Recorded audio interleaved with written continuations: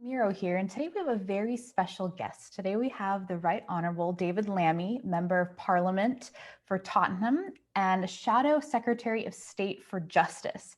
So David, thank you so much for taking the time across the pond, even though we're virtually, to chat with us today. This is such a thrill for us. Thank you. It's great to join you. I can't compete with Harry and James Corden, but I'll do my best. Well, just as important of a topic, and we'll take it. For our community, this might be even more exciting.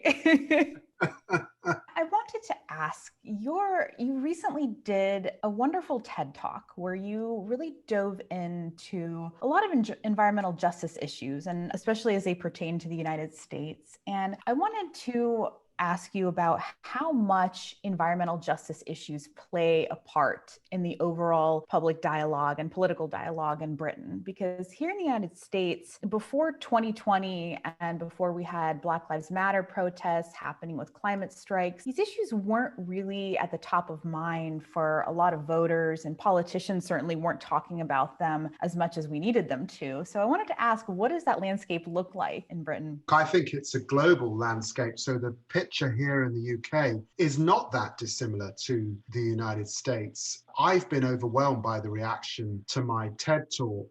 I did it because I was seeing here in my own constituency in London, and representing Tottenham would be a bit like representing parts of Queens or Harlem in New York. It's a traditionally Black minority ethnic community here in London. And I was seeing Black and brown people hugely affected by climate, hugely affected by pollution, hugely affected because of the jobs that they're doing, often at the bottom of the economic ladder, and issues of equity. And I also, because my father came to the UK from the Caribbean, from Guyana in 1956. So I am, very much second generation immigrant, but I go back to the Caribbean region and to Guyana and South America. And I was seeing the huge problems that they're having there with floods, with sea level defenses, and the effect of climate on those people struggling in that region of the world. And it was connecting the dots, because the bottom line was, I'm really animated by the injustice of George Floyd, and the moment Black Lives Matter provides us with, and the fight for justice and equality that's kicked off across the world. But look, you can't march for George Floyd and not recognize that Indigenous people suffering, that Black and brown people suffering, isn't caught up in similar issues of racial justice. And so climate justice is about racial justice too. And it was that I really wanted to affect change on. Here in the UK, who are the leaders in the climate movement? They are not Black and brown people. And what I found was that the leaders who did focus on climate change are usually white, and they rarely bother to enlist the support of Black voices in their work. And in order to cooperate on a global scale, we need to pay more attention to who's occupying the seats of power. Less than 25% of the global population is white. So why do white people occupy 89% of the leadership positions in environmental organizations? If climate change is a global problem, why are all our climate heroes from the Western world?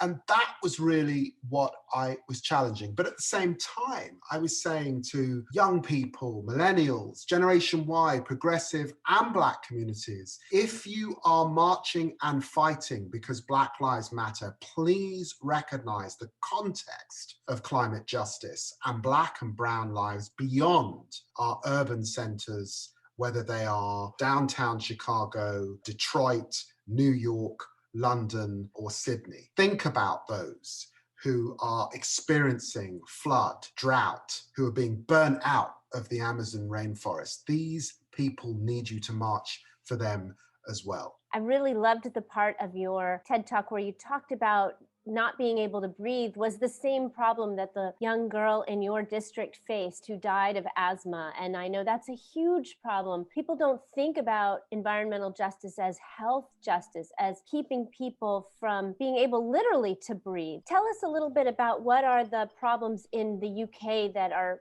the biggest ones for you when it comes to pollution and environmental justice. What are you facing there? Well, we're definitely facing a serious problem of pollution. And the young woman you mentioned was Ella Kissy Deborah, who died of a very, very severe asthma attack, and it was as a result of pollution here in the City of London. And thank God our Mayor Sadiq Khan has done so much to cut pollution here in this city. But what echoes in my head are the dying words of both Eric Garner and George Floyd. I can't breathe. Eric Garner, of course, choked by a police officer with enough force to trigger an asthmatic attack. And so it takes you to this place of what were the underlying issues there? Why do we find that rates of asthma are higher in these populations? That is certainly the case here in the UK, where we have a significant problem with air pollution. What we find is that Black, Asian and minority ethnic Britons here in England are 12 to 29% more likely to be suffering from air pollution than their white colleagues, and 1.5 times more likely to suffer from asthma or severe asthma. That is toxic air pollution, pollution that doesn't meet the standard in terms of emissions that we want to see. And I'm afraid it is literally killing people in our capital city. We also have a significant problem. The majority of young Black boys born in the City of London are living above the 4th floor. What that means is they are living in public housing, they are living in what you in the States call projects, and their access to nature, their access to green spaces, their access to parks is a very, very, very serious issue here. And multiple studies have shown that minorities from lower economic groups just are not able to access the spaces that improve their well-being, their health and their lung capacity. Alongside that, of course, we've got coastal communities experiencing very serious flooding, and many of those communities, it's an issue here in our general election in seaside towns particularly, these are white working class communities, are at the cutting edge, really, the front edge, the front line of the fight against climate. David, I think that's a really important point in that leaders really have to prioritize justice issues. You can't just talk about them. You can't have nice initiatives. It really starts with rolling up your sleeves, acknowledging what the problems are, and then creating the policies to act on them. So here in the US, we have a little bit of hope with a new administration that seems to be centering these issues in their overall climate work. Recently, Prime Minister Boris Johnson released a 10-point plan to help scale up the UK's climate ambition. And I wanted to ask, do you think there's enough in there to address environmental justice issues and many of the things you just talked about? Let me just first convey the sense of huge relief across the world that Joe Biden is now in the White House with Kamala Harris by his side and is so serious about the climate emergency, is putting it center stage. I don't think it's controversial to suggest that Boris Johnson had been historically very close to Donald Trump. We had not been seeing the sort of leadership in this area that we would have hoped. And it's my sincere hope that with Joe Biden in the White House, we will see this change. And it's not just a change for the United States, it's absolutely a change for the global community. If we look at the plan that Boris Johnson has put out, he's called it the 10-point plan. I'm afraid it just doesn't come close to meeting the scale of the jobs or the climate emergency. Many of the proposals are frankly reheated pledges, and ultimately the 10-point plan provides at best 4 billion of new money over several years. If you compare that with Germany and France, who are investing tens of billions of euros in this issue, I'm afraid the UK is not at this stage stepping up sufficiently to the pledge. And actually, if you think about President Biden, who's called for a 2 trillion investment in clean energy and sustainable infrastructure, at least that's what he said during his campaign, with at least 40% of it focused on disadvantaged communities.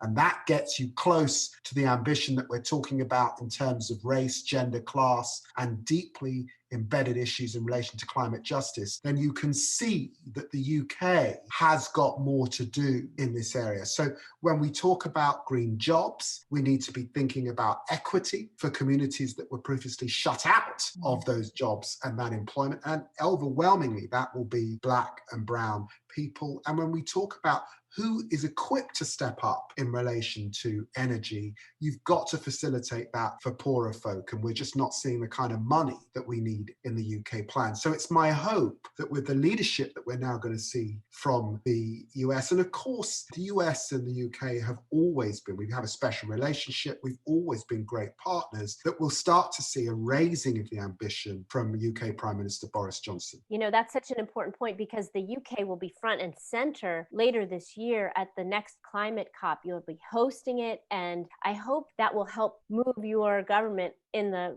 direction that you're advocating for. And we certainly hope that here on the US side, we can elevate our game, because we are just coming back in. We have some ground to make up for having been gone for the last 4 years. So what do you think about the prospects of the US and the UK working together, particularly on something as interesting as nature-based solutions in developing countries who really need to get in the game in climate as well? Absolutely. And look, the starting point for thinking about nature-based solutions, let me just say politically, and I think this is important, my ancestors were some of the 5 million Africans stolen from their homes, shipped to the Caribbean and the Americas. The UK played a massive role in that and sold into slavery. In the country that my parents are from, Guyana, rainforests were demolished to make way for sugarcane plantations to meet rising demand across Europe. The point that I'm making is that colonialism created wealth for the West at destruction for the rest. And it's to that link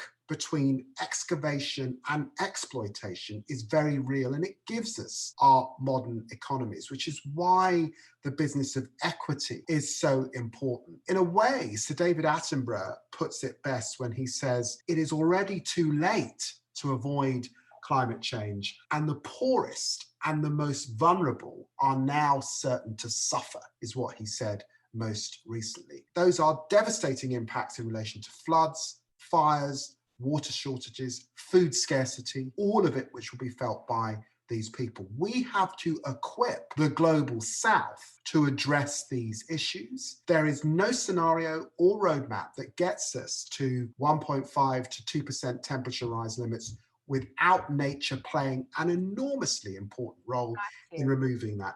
You know, something that I read this morning, it's extraordinary on the BBC, that you can buy parts of the Amazon on Facebook. This is unreal.